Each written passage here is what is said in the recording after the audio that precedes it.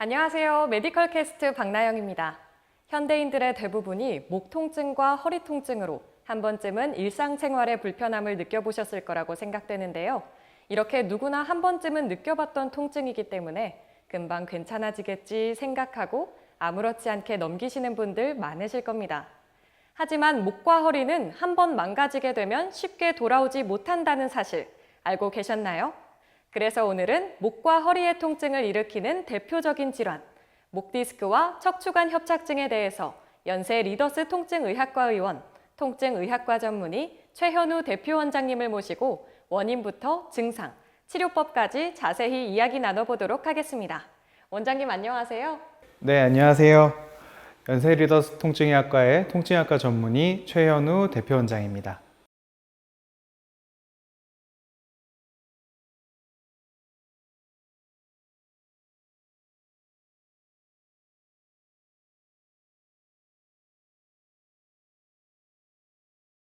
원장님, 요즘 스마트폰이나 컴퓨터를 오래 사용하시는 분들 사이에서 목 통증을 호소하시는 경우가 정말 많은데요. 이런 통증이 단순한 근육통이 아니라 목 디스크로 인해서도 생길 수 있는 통증인가요? 그렇다면 목 디스크란 정확히 어떤 질환인지, 그리고 어떤 원인으로 생기는 건지 궁금한데요. 설명 부탁드립니다. 목 디스크 질환이란 7개의 목뼈 사이사이에 쿠션 역할을 하고 목을 자유롭게 움직일 수 있게 해주는 디스크라고 하는 섬유 조직이 노화 또는 잘못된 자세 등 다양한 원인으로 인해 손상되어 제자리를 벗어나 신경을 압박하여 통증을 유발하게 되는 것을 이야기합니다. 네, 목 디스크 질환은 노화와 잘못된 자세, 다양한 원인 등에 의해서 생길 수 있다고 하니까요. 목 통증이 있으신 분들은 이 영상을 끝까지 시청하시고 내가 목 디스크인지 한 번쯤 체크해 보시면 좋을 것 같습니다. 그렇다면 원장님, 목 디스크가 발생한 경우 어떤 증상들이 있을까요? 네, 목 디스크가 발생한 초기에는 뻐근한 정도의 통증이 대부분이라 많은 사람들이 단순 근육통과 구분하기 어려우실 겁니다. 하지만 목 디스크는 시간이 지날수록 디스크가 신경을 압박하여 팔이 저리거나 혹은 찌릿한 통증, 감각 저하 등이 발생하게 되는데요. 이러한 증상을 신경병증이라고 부릅니다. 이 신경병증이 심한 환자분들 같은 경우 팔이나 손의 힘이 약해지기 때문에 일상생활에 많은 불편함을 느끼게 되실 겁니다. 이렇게 목 디스크는 초기에는 통증이 심하지 않기 때문에 간과하시고 그냥 넘기시다가 신경병증까지 진행된 후에 병원에 내원하시는 환자분들이 대부분이시기 때문에 목 통증이 있는 분들은 가까운 병원에 빠르게 내원하셔서 정확한 진단을 받아보시기 바랍니다. 네, 원장님께서 말씀해 주신 것처럼 목 디스크 초기에는 단순 근육통과 구분하기 어려울 수 있다고 합니다.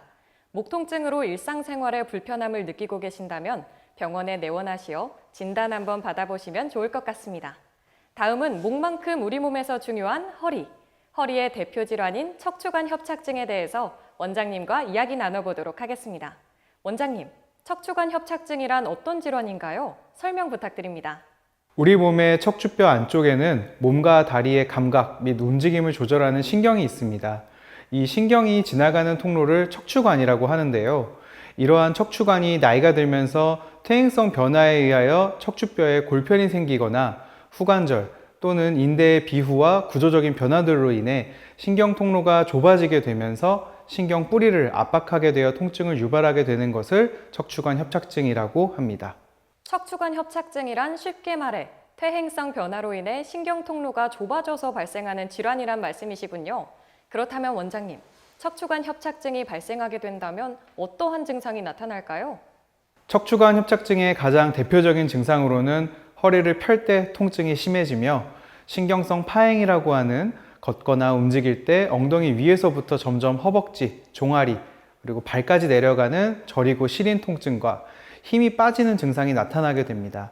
그래서 척추관 협착증 환자분들 같은 경우에는 오래 걷지 못하고 중간중간 쉬어가거나 지속적인 활동에 어려움을 느끼게 됩니다. 말씀 듣다 보니 허리 통증이나 다리 저림 같은 증상은 허리 디스크에서도 흔하게 나타나는 걸로 알고 있는데요. 그렇다면 척추관 협착증과 허리 디스크는 어떤 증상으로 구분할 수 있을까요? 두 질환 모두 신경이 눌리면서 비슷한 증상이 나타나기도 하는데요. 하지만 두 질환은 같은 증상이 나타나면서도 조금 다른 양상으로 나타납니다. 허리 디스크 환자는 허리를 앞으로 숙일 때나 오래 앉아 있을 때 통증이 심해지며, 반면 척추관 협착증 환자는 위에서 말씀드렸던 대로 허리를 뒤로 젖히거나 걸을 때 통증이 더 심해집니다. 이렇듯 두 질환은 허리 통증을 유발하는 자세 그리고 악화되는 포인트가 다르다는 점으로 구분을 하시면 될 것 같습니다. 하지만 두 질환 모두 통증을 오랫동안 방치하게 된다면 다른 척추 질환을 발생시킬 수 있으므로 심하신 환자분들 같은 경우 두 질환을 모두 가지고 있을 수 있습니다. 네, 지금까지 목 디스크와 척추관 협착증 질환에 대해 알아봤습니다. 질환에 대해 많이 알아본 만큼 적절한 치료법에는 어떠한 치료가 있는지도 알아보는 게 중요할 것 같은데요. 원장님, 두 질환을 안전하게 치료하는 방법에는 어떠한 것들이 있나요? 우선 크게는 비수술적인 치료와 수술적 치료로 나눌 수가 있습니다. 최근에는 발생 초기에 빨리 병원을 찾는다면 비수술적인 치료를 통하여 충분히 호전될 수 있습니다. 비수술적 치료 중에서는 가장 대표적으로 신경차단술이라는 치료가 있는데요. 기존의 비수술적인 치료들 중에서 가장 효과적으로 통증을 줄이고 증상을 호전시키는 치료 방법입니다.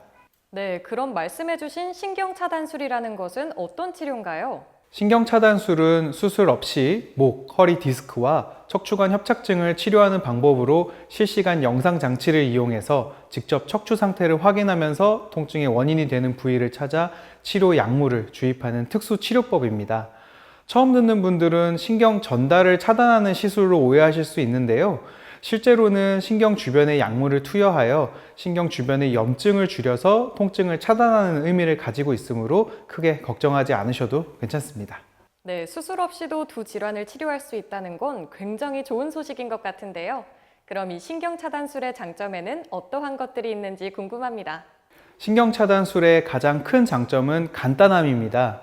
5분에서 10분 이내로 시술 시간이 짧고 간단하며 당연히 입원이 필요하지 않습니다. 그리고 시술 후에 한두 시간 정도만 안정을 취하면 일상생활이 바로 가능하다는 장점이 있습니다. 또한 실시간 영상 장치인 C암 장비로 통증의 원인이 되는 부위를 직접 보면서 시술하기 때문에 안전하며 직접적으로 염증을 가라앉히기 때문에 빠르게 통증을 완화시켜주게 됩니다. 반면 부작용과 합병증의 위험은 낮아 고혈압, 당뇨, 심장질환, 고령 환자에서도 안전하게 시술이 가능합니다. 네, 입원이 필요 없는 시술이기 때문에 바쁜 현대인들에게는 부담 없이 받아볼 수 있는 치료가 될 수 있을 것 같습니다. 그렇다면 원장님, 신경차단술의 경우 어느 정도 기간의 치료를 받아야 효과를 볼 수 있는 건가요? 환자분들마다 상태가 모두 다르기 때문에 정해진 숫자는 없습니다. 다만 급성기 환자 또는 회복이 빠른 20, 30대의 경우 2회에서 3회 정도의 주사 치료만으로도 큰 효과를 볼 수 있지만 만성 환자 또는 퇴행이 시작되는 40대 이상의 경우 한두 달 정도의 치료 기간을 가지고 5회에서 10회 정도의 주사 치료를 받기를 권장드립니다. 그럼 신경차단술을 받은 후에 주의해야 할 점들이 있을까요? 신경차단술을 시행하고 나서 일시적으로 감각이 둔해지거나 힘이 빠지는 증상이 발생할 수 있습니다. 이 경우 10분에서 30분 정도 안정을 취하면 대부분 괜찮아집니다. 드물게는 시술 후에 하루 이틀 정도 통증이 더 심해지는 경우가 발생하는데 보통 하루 이틀 이후 좋아지니 걱정하지 않으셔도 되며 그 이상 지속되면 병원에 와서 진료를 받아보시기 바랍니다. 네, 시술 후 일시적으로 통증이 심해질 수 있다는 내용은 시술 받는 모든 분들이 꼭 기억하시고 다시 병원에 내원하시길 바랍니다. 그렇다면 원장님, 혹시 신경차단술 외에 두 질환에 도움이 되는 치료 방법이 또 있을까요? 신경차단술을 통해 통증이 많이 줄어드신 환자분들 같은 경우 재발을 예방하기 위해서는 바른 자세 유지와 근력 강화가 매우 중요합니다.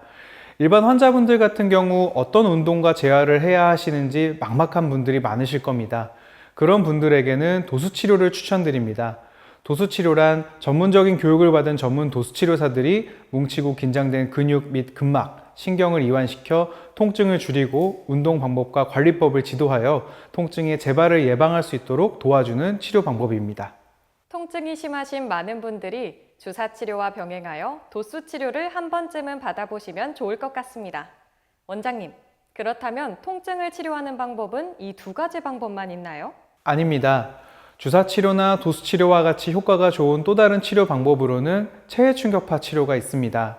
체해 충격파 치료란 몸 밖에서 높은 에너지를 보유한 충격 파장을 통해 치료한다는 의미로 쉽게 말하면 통증의 원인이 되는 부위의 외부에서 몸속에 자극을 발생시켜 치료하는 방법이라고 생각하시면 될 것 같습니다. 체외 충격파 치료. 약간 생소한 치료 방법인 것 같은데요. 효과에 대해서도 간단히 설명 부탁드리겠습니다. 체외 충격파 치료에는 여러 가지 효과가 있습니다. 첫 번째로 혈관을 재형성시켜줍니다. 통증 부위에 손상을 받은 혈관을 재형성함으로써 혈류량을 증가시켜 손상받은 부위의 조직을 재생하고 염증을 완화시켜주게 됩니다. 두 번째는 통증 감소입니다. 신경 섬유를 자극하여 자극에 대한 역치를 높여 통증을 덜 느끼게 도와주는 것입니다. 즉, 살짝만 만져도 심한 통증을 느꼈던 부분을 체외 충격파 치료를 통해 통증을 덜 느끼게 만들어준다고 보시면 되겠습니다. 세 번째로 세포막을 변화시켜 염증이 생긴 부위가 빨리 치료될 수 있도록 도와주는 효과가 있습니다. 설명이 조금 길었는데요. 간단하게 요약하자면 혈관 재형성을 통해 통증을 감소시키고 염증 부위가 빨리 치유될 수 있도록 도와준다고 생각하시면 될 것 같습니다. 네, 오늘은 많은 분들이 혼동하기 쉬운 대표적인 신경질환, 목 디스크와 척추관 협착증에 대해 알아보는 시간을 가졌습니다.